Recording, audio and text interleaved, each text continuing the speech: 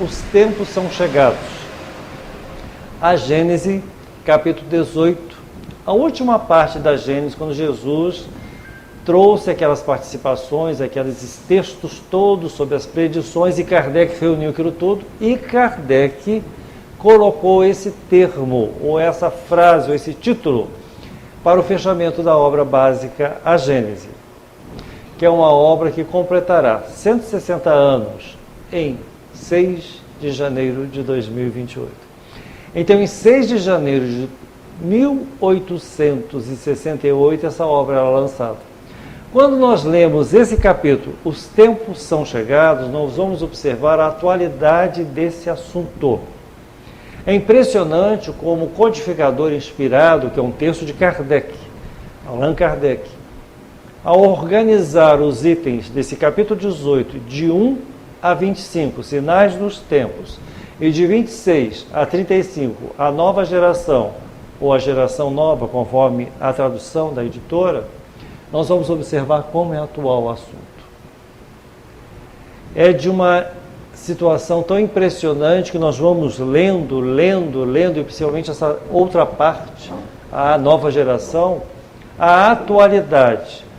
Em outras palavras, parece que foi escrito ontem. E o que Kardec então trouxe para nós? O que o codificador nos orientou em Sinais dos Tempos? Que é um tema muito polêmico.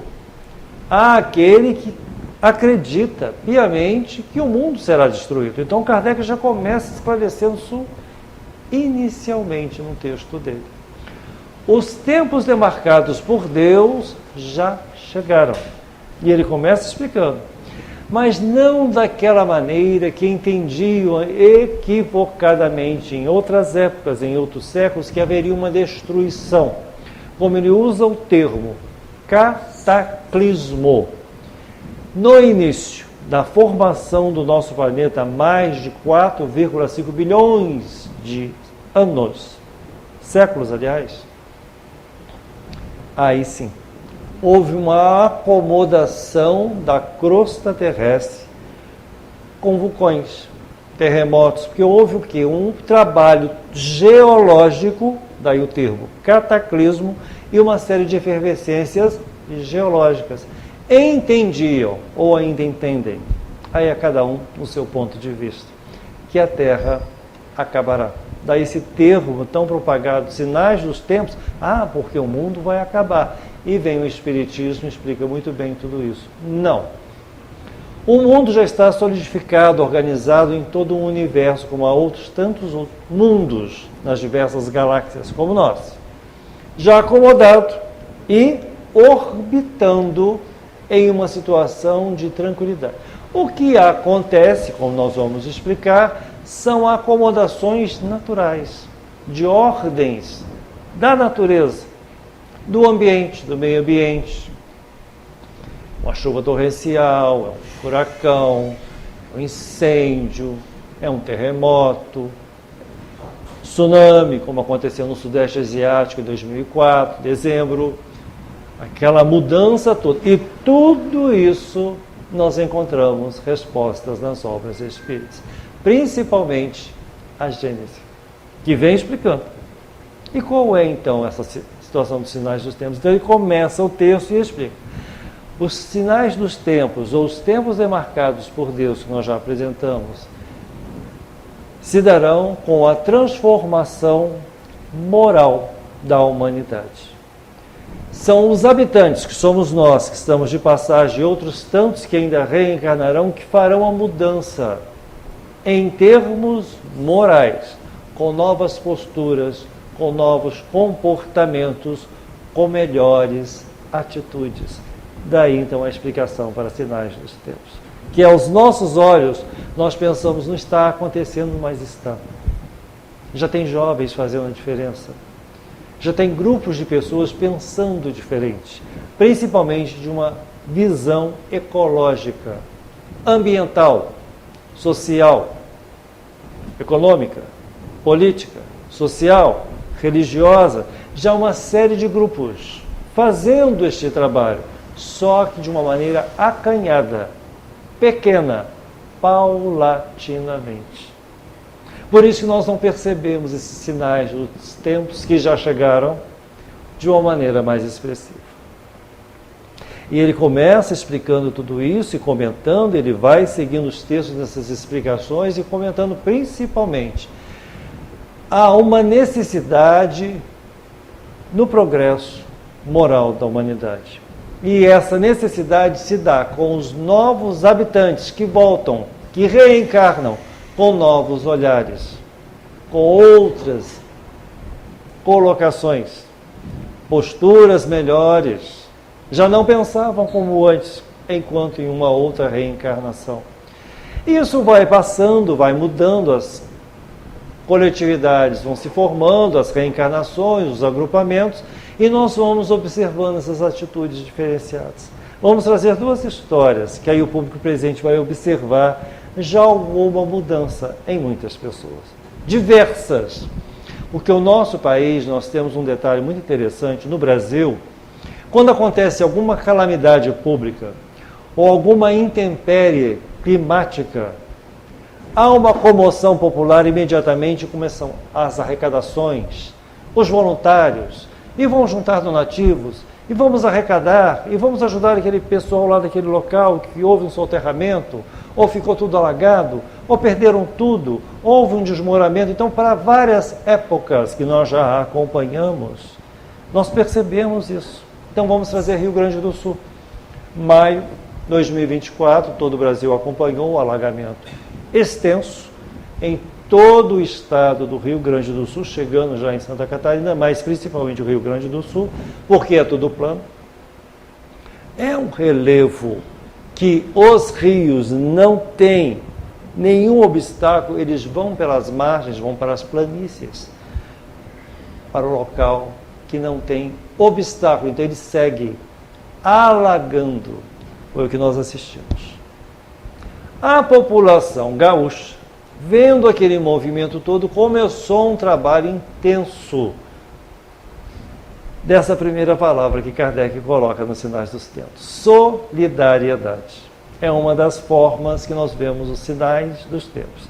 São duas palavras, a primeira solidariedade e a segunda fraternidade. Na solidariedade nós vimos o povo gaúcho fazendo. E na reportagem, duas que nós assistimos, uma nos impressionou muito. Coisa simples, simples demais. Mas nós vamos observar o que é solidariedade quando jovens, em casa, pelo recesso escolar da universidade, saíram de casa e foram para a universidade, na oficina, e construíram rodos diferenciados daqueles rodos que nós conhecemos do comércio. O cabo e aquela base pequena. Eles fizeram mais, em larga escala, o rodo e uma base maior, mais reforçada. Para quê? Para retirar o barro incrustado das casas.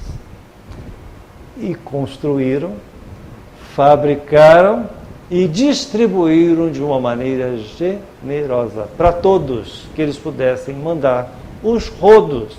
É uma atitude simples, é uma questão que nós vemos que é uma iniciativa natural do ser humano, mas são jovens que estavam em casa e poderiam ter ficado, mas não. Saíram, foram para a universidade fechada devido ao recesso e ao alagamento, mas lá eles puderam trabalhar e se dedicar ao próximo. Foram solidários. A outra história também muito interessante, nessa série de reportagens, como foram diversas, mas essa marcou muito pelo detalhe como foi a conversa entre a repórter e uma senhora. Na conversa sobre os alagamentos, a situação que estava lá em Porto Alegre, e a senhora disse à repórter assim: a minha mãe foi adotada. Mas adotada como? Há um bairro mais acima, onde não alagou. E eles vieram e buscaram a minha mãe, que é desconhecida deles, mas vários estão vindo e buscando as pessoas mais idosas e levando para as casas deles, para ajudarem. Então a minha mãe foi adotada por uma família que nós não conhecemos. Mas não é uma atitude bonita? É solidariedade. E aquelas pessoas que chegavam no Rio Guaíba, com tudo perdido, nos barcos, e os bombeiros abraçando o grupo de psicólogos fazendo a sua parte, os voluntários também afagando aquelas pessoas, porque é com um abraço que a gente transforma e passa uma energia positiva. E os cães nos abrigos em quantidade, das pessoas adotando. Nós vimos uma comoção no Brasil em função de um estado da nossa federação e esse item, solidariedade, seguido do outro que Kardec nos fala, fraternidade. Então são as duas palavras que o codificador exalta bem no texto dele. Os sinais dos tempos se darão com a transformação moral da humanidade, seguido de duas palavras, fraternidade e solidariedade, que juntas farão a diferença. E nós vemos esses jovens chegando, querendo fazer uma diferença, se destacando. Eu fui professor durante muitos anos, hoje aposentado, mas eu observava em sala de aulas os olhares interessados em fazer a diferença, em liderar, em se engajar em movimentos positivos, porque há outros caminhos, nós sabemos, mas vamos levar para o bem, para o lado bom, para o lado positivo. E essas gerações vão chegando e vão habitando aos poucos. Por isso que falávamos que o texto é atual, porque eles já chegaram. 3 obras espíritas trazidas por Divaldo Pereira Franco. E o Espírito Emmanuel Filomeno de Miranda, ele nos conta todos esses bastidores. Em 2010, ele lançou Transição Planetária. Falávamos ainda há pouco do tsunami Sudeste Asiático, dezembro de 2004. Aquela devastação ali, Filipinas, aquelas regiões todas ali da Indonésia, todo o Sudeste Asiático varrido, com um tsunami que todo mundo acompanhou. As placas tectônicas mexeram e as águas invadiram. Aonde? A parte costeira. E elas foram lá dentro. Como acontece em outros tantos problemas, onde as placas se movem. E o que nós descobrimos em Transição Planetária? Que para os nossos olhares, meu Deus, uma tragédia, uma calamidade pública. Milhares foram ceifados, levados. Manuel Filomeno de Miranda nos explica. É uma região dada à prostituição, ao comércio sexual. Crianças sendo levadas, prostituídas, abandonadas, comercializadas.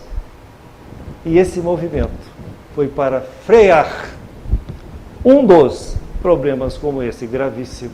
Está lá em Transição Planetária. Segundo livro, Amanhecer de uma Nova Era. 2012 e 2013 ele foi publicado. O mesmo espírito, Manuel Filomeno de Miranda e Divaldo Pereira Franco. Falando dessa nova era, dessa chegada desses espíritos. E o terceiro, no auge da pandemia, No Rumo do Mundo de Regeneração. Então, 3 livros, Transição Planetária, Amanhecer de uma Nova Era e No Rumo do Mundo de Regeneração. Explica tudo isso que nós estamos falando.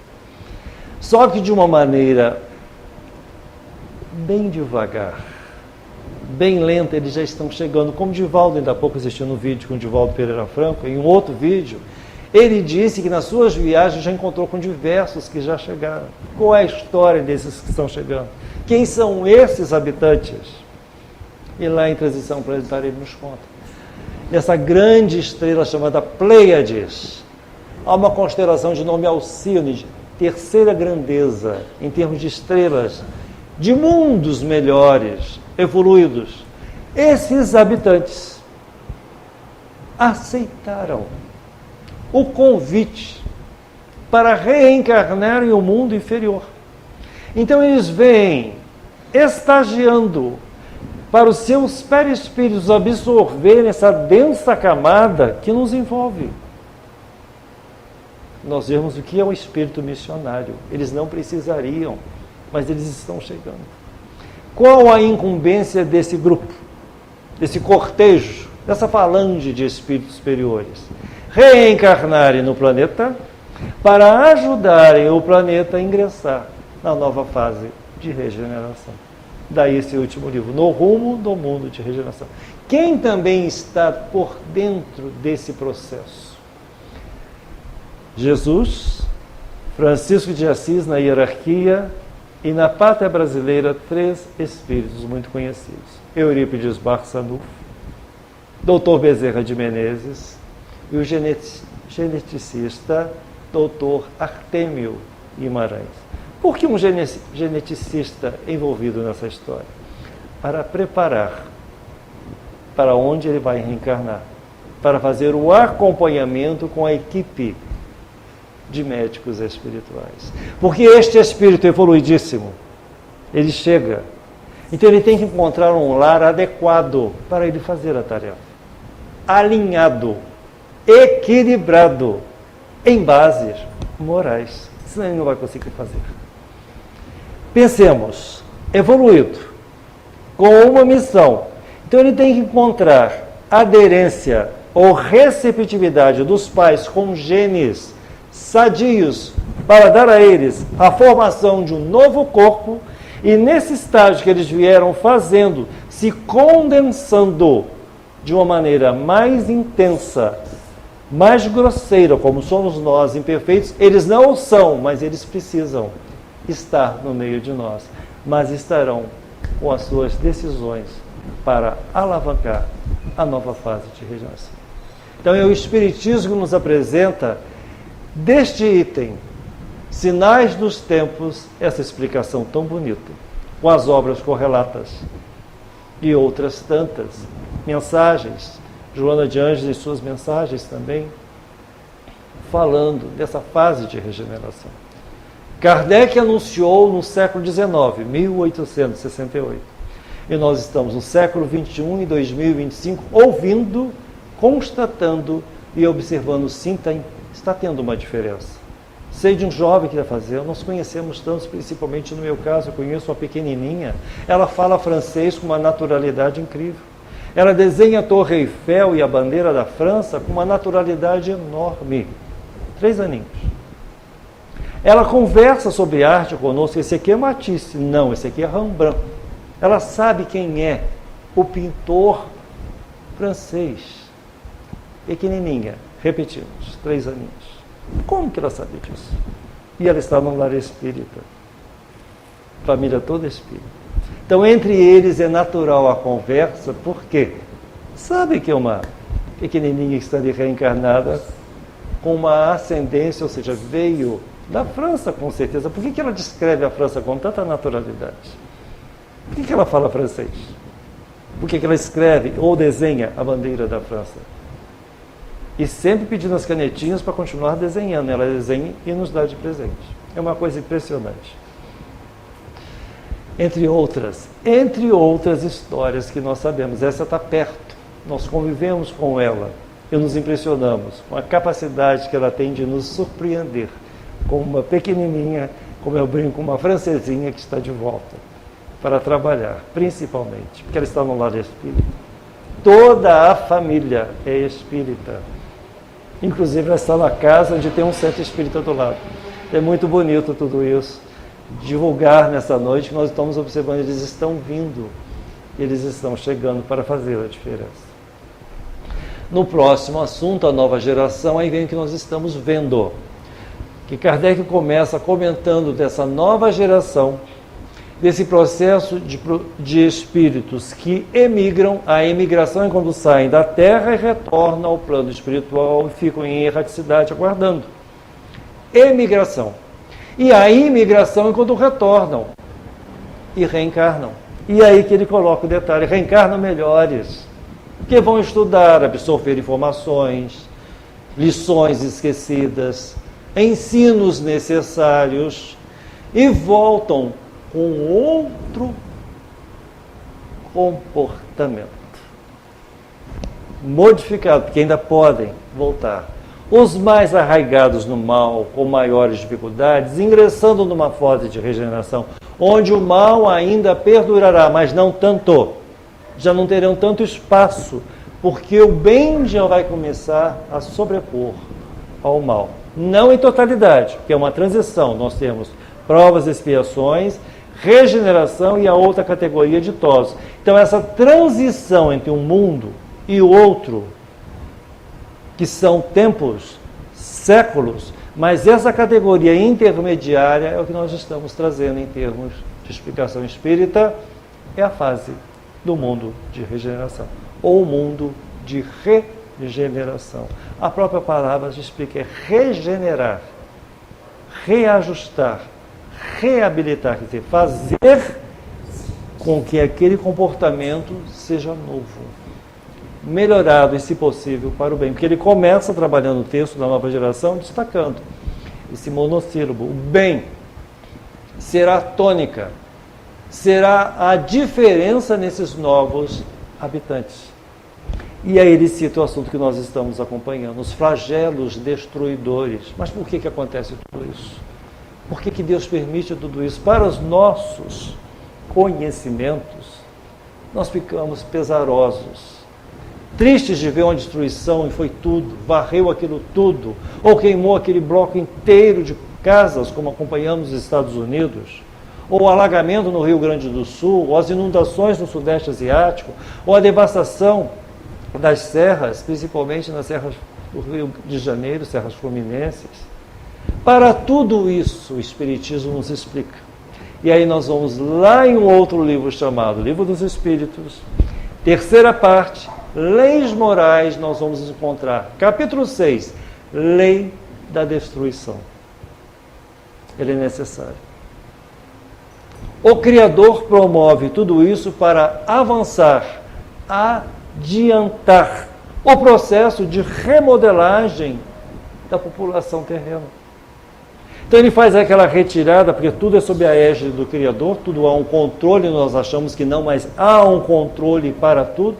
Então essas retiradas coletivas, ou flagelos destruidores, ou tragédias coletivas, ou mortes também em massa, é nesse sentido.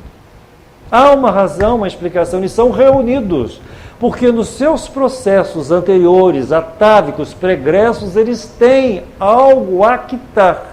E aí nós vamos trazer a primeira história que explica muito bem tudo isso. O livro chama-se Ação e Reação. André Luiz, por Francisco Cândido Xavier. Capítulo 18, que fala exatamente sobre isso. As tragédias coletivas. André Luiz, muito curioso, acompanhando pelo instrutor de nome Druso, estava ele, André Luiz, Silas e Hilário, como aprendizes, estagiários, souberam de um acidente na terra de uma aeronave de pequeno porte, havia caído. E naquele acidente, André Luiz perguntou a Druso: podemos ajudar, participar lá do socorro, do resgate desses espíritos? E Druso, como instrutor, ciente do seu dever, responde a André Luiz: não, ainda não está na hora. Porque o estagiário ele tem que observar, ele tem que acompanhar, depois ele vai agir, vai fazer. Mas primeiro ele fica observando quem está treinando aquele estagiário, ou aprendiz. Assim nós vemos nas empresas. Nós treinamos os jovens para depois eles assumirem aquele posto de trabalho. Com André Luiz, Silas e Hilário, foi a mesma coisa. Druso disse-lhes: ainda não é o momento. Por que há esse detalhe? Então ele vai explicar. Por causa do pensamento. Eles ficariam pesarosos, sofridos naquele resgate. Então eles levariam as suas impressões, seus sentimentos, àqueles espíritos encarnados e atrapalharia resgatá-los. Então 14 desencarnaram. E Druso explicou a eles: apenas 6 estavam em condições de serem retirados e encaminhados para um plano de refazimento. 8 numa total perturbação. Nós sabemos é assim. Em todos tem conhecimento, somos imperfeitos. O apego, a ligação à matéria, então há aquele processo e há a chamada perturbação espiritual. O espírito não se dá conta do que aconteceu consigo. Por isso é importante, devemos relevar nesse momento, esse detalhe, as preces que nós fazemos quando sabemos. Porque é uma retirada abrupta, é intensa, foi um acidente, caiu a aeronave e 14 desencarnaram. Resgataram 6, 8 ficaram presos pelo pensamento ao local do acidente. E eles impedidos de irem lá ajudar. Druso, aproveitando a ocasião das perguntas de André Luiz, explicou então uma história muito interessante, um fato que aconteceu lá nessa colônia chamada Colônia Mansão da Paz. 2 benfeitores, Ascânio e Lucas, estavam lá com eles. E com a condição de aprovarem, seguirem para planos mais evoluídos, pediram, benfeitores, vamos repetir, que fazem o bem, que ajudam. Só que quando foi revisar o passado dos dois, encontraram nas fichas individuais débitos. Naquele momento eles estavam em condições de ajudar como benfeitores, mas para alcançar uma instância melhor espiritual, tinha que saldar a conta do passado, porque quando puxaram o arquivo, encontraram lá, século XV, Ascânio e Lucas eram soldados na Guerra de 100 Anos, na França, na época de Joana d'Arc, e eles empurraram soldados de um alto para se vangloriarem e mostrarem perante seus superiores que eles tinham feito aquilo. Contou como débito para os dois. Não poderiam seguir, tinham que fazer o processo, o pagamento da dívida. Dívida que todos nós temos que pagar. Quando levantam os nossos arquivos, nós encontramos também as nossas prestações, que são suaves. E aí o que se deu a eles? E Druso contou. Ascânio e Lucas pediram para reencarnarem, atuarem na aeronáutica, e em um acidente aéreo, os dois quitariam a dívida quando o avião caísse. E assim aconteceu. Desencarnaram no acidente aéreo. Os benfeitores quitaram a dívida passada. Por isso que quando acompanhamos essas tragédias, muitos espíritos, seus endividamentos, pedem. Outros, de uma maneira compulsória, são envolvidos, são atraídos, e há todo um roteiro espiritual para que se dê. Mas muitos sabedores pedem, eu quero um processo assim para resgatar essa conta, como foi o caso dos 2 benfeitores, contados por André Luiz para todos nós. Repetimos, o livro chama-se Ação e Reação, e é o capítulo 18. Mas essa história agora, na sequência, que tem a ver com essa nova geração, ela é impactante. Porque é aquela história que nós vemos esse mesmo comportamento diariamente com todos nós, ou conosco, ou com alguém, ou que sabemos, porque elas se repetem. O livro chama-se A Eterna Mensagem do Monte, o autor é Leon Tolstói, e a médium chama Célia Xavier de Camargo. São várias histórias evangélicas, mas essa é situada na Rússia, como Tolstói foi um russo, famoso escritor, viveu muito tempo, 80 e poucos anos, desencarnou no início do século XX, reconhecido pela literatura mundial, com os livros clássicos, e encontrou no Espiritismo um meio de mandar as mensagens para a terra à luz do Espiritismo. Então, na minha opinião, desculpe o posicionamento pessoal, mas a história é fantástica. São 2 partes, e nós vamos trazê-la resumida para ilustrar a nova geração. Se eles estão chegando, eles estão voltando porque eles aqui estiveram.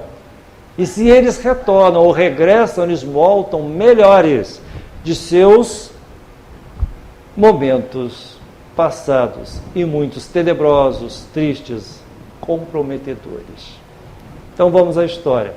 Chama-se Lei de Ação e Reação, que é a lei de Isaac Newton, que viveu lá no século XVII na Inglaterra, que ele criou 3 leis: lei da inércia, da dinâmica, lei da ação e de reação. A ação e reação na física é aquilo que vai e volta, reage espiritualmente, que Tolstói aproveitou para nos explicar nessa história de Boris Chernigov, um rico senhor, uma fazenda enorme com grãos. A Rússia, inclusive, ainda os dias de hoje é grande exportadora de grãos, de cultivo de grãos. Naquele tempo, aquele passado na Rússia, ele já era um homem abastado, uma fortuna, riquíssimo.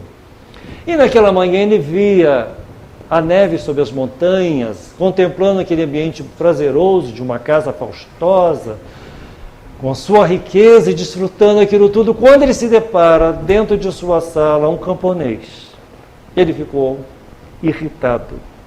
O que você está fazendo? Que era Pedro que o procurava, pedindo ajuda. Boris o insultou e colocou para fora, mas só que ele relutou e pediu: meu senhor, me pediu um adiantamento. Meu filho está com febre alta, eu não tenho recurso, eu preciso ir para um outro local, um outro lugarejo, uma outra aldeia pedir ajuda, eu não tenho recurso, vim pedir um adiantamento. Fora, saia de minha sala, eu não quero, volte ao trabalho, escorraçou Pedro, pela sua imponência. Pedro saiu contrariado com um pensamento: do revide, vou desforrar, porque era um filho em casa, com febre alta, sem recurso, volta para casa acabrunhado, arrasado, encontra Nikita, o filhinho dele de 7 anos, com febre alta. A esposa dele buscou ervas e fez um chá para ver se Nikita melhoraria. Restabeleceu um pouco a ponto de ouvir o pai reclamando, com a ideia de desforra, com a ânsia do revide. Nikita conseguiu então acalmar o pai Pedro e disse a ele: papai, esteve em nossa casa tempos atrás um sacerdote, lembra-se dele? E ele nos falou tanto sobre o perdão, porque os russos são ortodoxos, mas eles creem na linha cristã, nos ensinamentos cristãos. Nikita conseguiu acalmar um pouco o Pedro, porém, eles oraram por uma imagem que tinha no quarto, Nossa Senhora de Kazan. Kazan é uma antiga cidade da Rússia, e eles atribuíram aquela imagem à santa. E Nikita diz: essa imagem está aqui no quarto, ela está se manifestando, porque era uma entidade espiritual que estava vindo buscar Nikita, que desencarnou em seguida. Para o desespero de Pedro e a esposa, ficaram arrasados, perderam o filhinho com a febre alta. Aumentou em Pedro a vontade de colocar em pratos limpos uma infelicidade. Aquilo cresceu, que nós sabemos disso. As ideias avolumam, crescem, criam imagens. Se nós não vigiarmos, elas serão colocadas em prática. Não duvidemos disso. Pedro não pensou de outra maneira. Houve o enterro do filhinho Nikita, os camponeses se solidarizaram. Ele não conseguiu pedir ajuda antes, que choveu torrencialmente naquela região dele, então ele teve de ficar em casa mesmo com o filhinho febril e perdeu seu único filho, Nikita.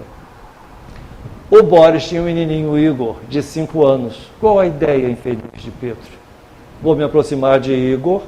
Na primeira oportunidade, cometerei o assassínio de Igor, o filho de Boris, para ele sentir na pele o que aconteceu comigo. E assim ele fez. Se aproximou de Igor, ficou amigo do menininho, que ele era da área, ele era um camponês, frequentador da rica propriedade. Andando para lá, ele se aproximou de Igor e ficaram amigos. E ele conseguiu levar o Igor para a beira do riacho, com um plano atroz. Vou empurrar o menininho na primeira chance e vai aparecer que é um acidente. Quando ele programou tudo e colocou o menininho na beira do riacho para ele ver os peixinhos, ele viu uma fumaça saindo do meio das águas. Era Nikita, materializado, que pedia ao pai Pedro: não faça isso. Não faça dessa maneira. Pedro é tocado, cai em arrependimento, corre, abraça o Igor fortemente e o retira. Para o Igor, um menininho de 5 anos, ele entendeu: eu ia cair e me salvou. E ele volta com o Igor para casa. Quando ele chega na rica propriedade, Pedro e Igor, o menininho contou à família: ele me salvou. Eu ia cair na beira do rio, ele me abraçou fortemente e me retirou. Quer dizer, a história foi outra. Boris, então, reconciliou com Pedro, porque Pedro já estava envolvido por Nikita espiritualmente, conseguiu conceder o perdão a Boris. Se reconciliaram, principalmente Pedro. Aí vem a segunda parte dessa história de uma nova geração. Brasil, século XX, 1968. Boris, reencarnado na miséria. Agora a prova da miséria. Até então experimentou a prova da riqueza. Voltou com a prova da miséria, morava em uma favela carioca, sem recursos, trabalhador, terceirizado, porque não era, como se fala, admitido, mas prestava serviço para uma empresa. Chegou em casa, em uma noite, o filhinho com febre muito alta. Boris pega seu filhinho e desce o morro pedindo ajuda, que ele pensou só uma coisa: vou lá na Zona Sul Carioca, onde está meu patrão, na casa dele, e pedir ajuda. Não deu outra.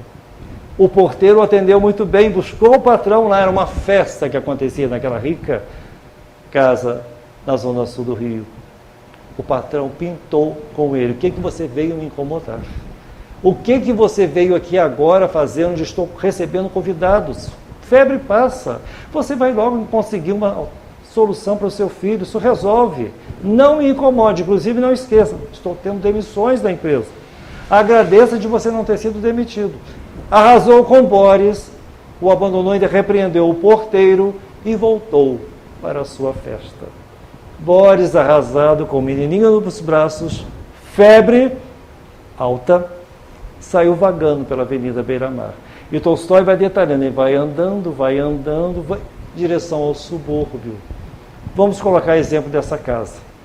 Ele vai passando então naquela região, vê uma porta aberta, uma luz intensa, identifica que é um centro espírita. Já se sabia, lá naquele tempo, década de 60, que os espíritas são caridosos. Vamos só colocar um parêntese, que é importante, antes de adiantarmos a história. Havia uma intolerância aos russos no país, que o regime era militar. E os russos que vieram para cá, essa família do Boris, é a família que veio lá em 1917 com a Revolução Bolchevique na Rússia, quando a Rússia se tornou comunista. Muitos russos saíram pelo mundo e um grupo veio para o Brasil. Então o Boris era descendente destes russos.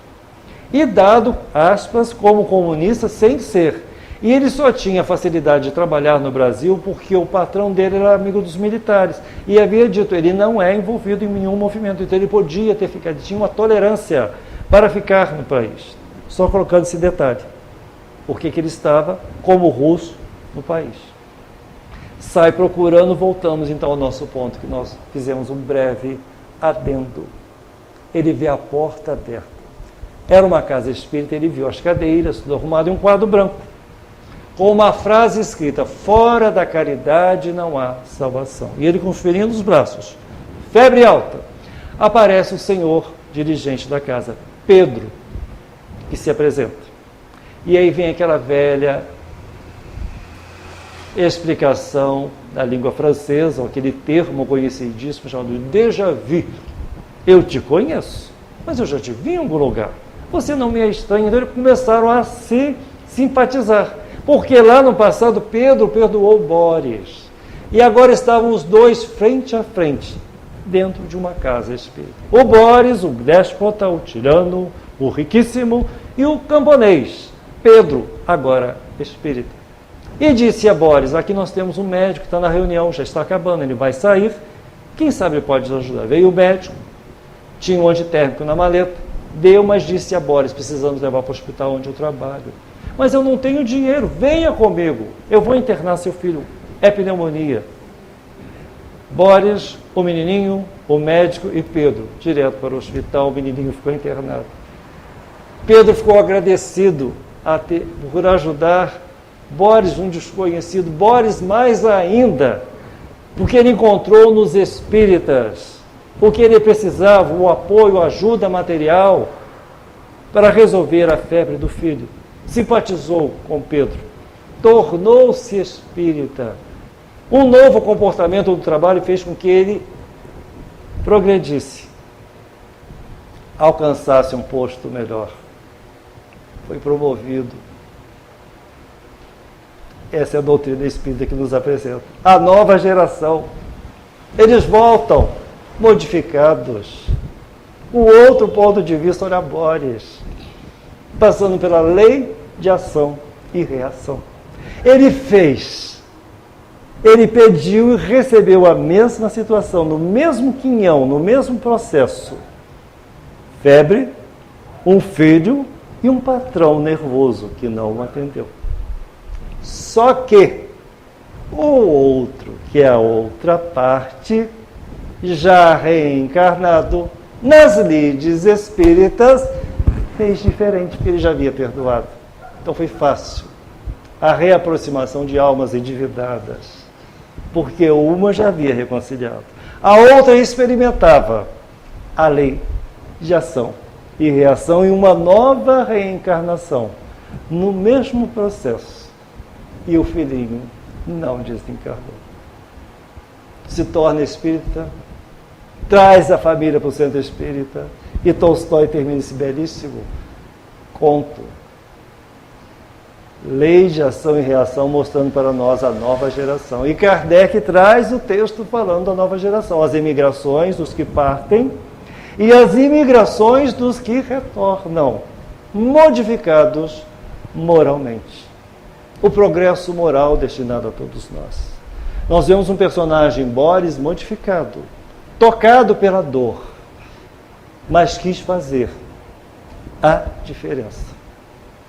Em outras palavras, ele se esforçou, porque ele poderia ter se acomodado com a doença, com o menininho, não vou procurar recurso. E o espiritismo, é bom detalhar, na década de 60, as casas espíritas eram fechadas, as reuniões eram privativas, só com alvará de funcionamento.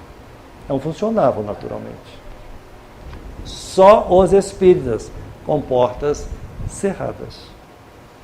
E aquela porta estava aberta. Em 1968, no Rio de Janeiro, sem ninguém, mas os trabalhadores na sala, acreditamos pelo texto, em uma sala privativa, talvez a sala mediúnica ou de outro estudo.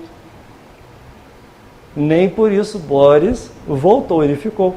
Porque ele foi atraído pelo magnetismo de uma casa espírita, que tem as portas abertas e recebe a coletividade, para ouvir as explicações, os esclarecimentos, principalmente o conforto que o espiritismo passa a tantos. E essa nova geração, que é envolvida por um processo que nós chamamos, conforme Kardec, de flagelos destruidores, que está lá na lei de destruição, e a questão 637 frisa muito bem quando Kardec perguntou por que se dá os flagelos destruidores? E os bons espíritos responderam: Deus quer apressar todo este processo. Então, para quem pensa que é uma tragédia, aquela retirada intensa de massas, de grupos, população, um bairro inteiro, aquela comunidade, há uma razão para apressar, porque eles retornam, eles melhoram, reencarnam, como diz o texto final no item 34. São como as folhas do outono que caem e novas voltam naquelas árvores mais viçosas. São os novos espíritos que partem na semelhança com as folhas do outono, como Kardec coloca, e quando voltam mais viçosas, voltam melhores. Caem novamente, esse vai e vem, e retornam, para voltar um pouco mais aprimorado, mais sedimentado em esclarecimento. E essa doutrina redentora de almas, que é o Espiritismo, nos apresenta todo esse cabedal de informações, como dessa noite, capítulo 18, os tempos são chegados. E há um monossílabo que Allan Kardec coloca logo no início da explicação da nova geração, que nós vamos colocá-lo aqui em destaque. O bem será a diferença desses novos habitantes. Kardec inicia que a nova geração será demarcada por aqueles espíritos comprometidos no bem.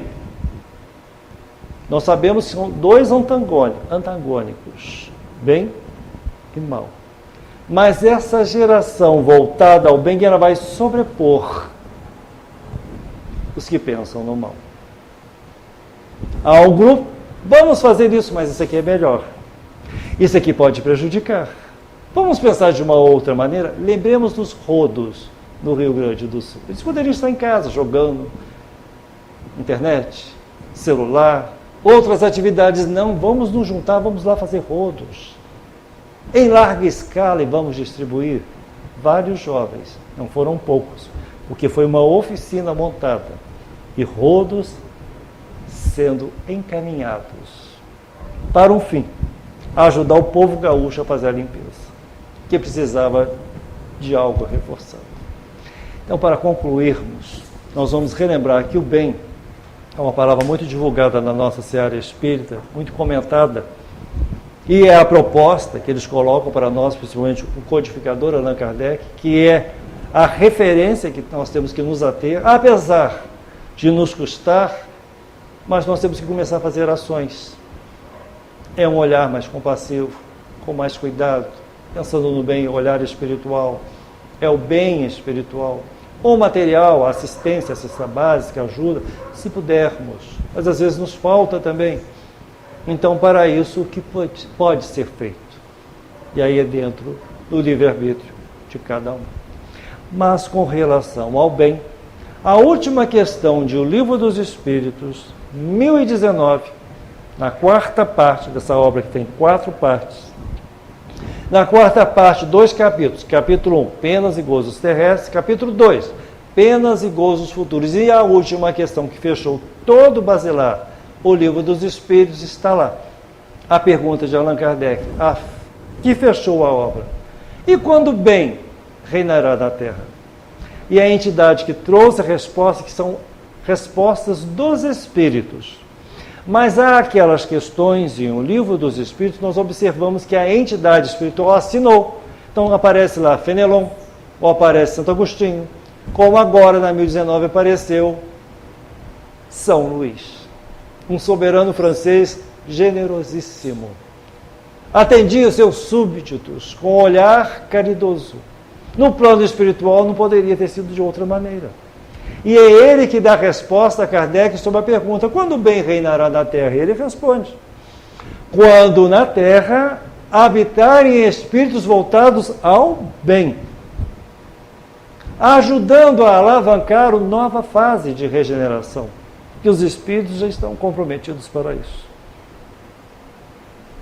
Então aguardemos, porque esse processo já está acontecendo. Os tempos já chegaram. Os tempos prometidos por Deus. Mas com este detalhe, onde o bem, como diz São Luís, Allan Kardec, em 1019, faça todo o trabalho nas mentes e pelas mentes, para que façam o engajamento nesse propósito. E nós vamos encerrar então com o soneto de Alta de Souza, que fala sobre isso para nós. Chama-se Carta Íntima.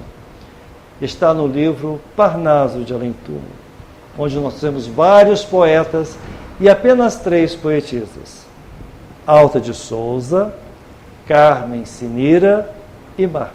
E Alta de Souza só conheceu o sofrimento enquanto viveu.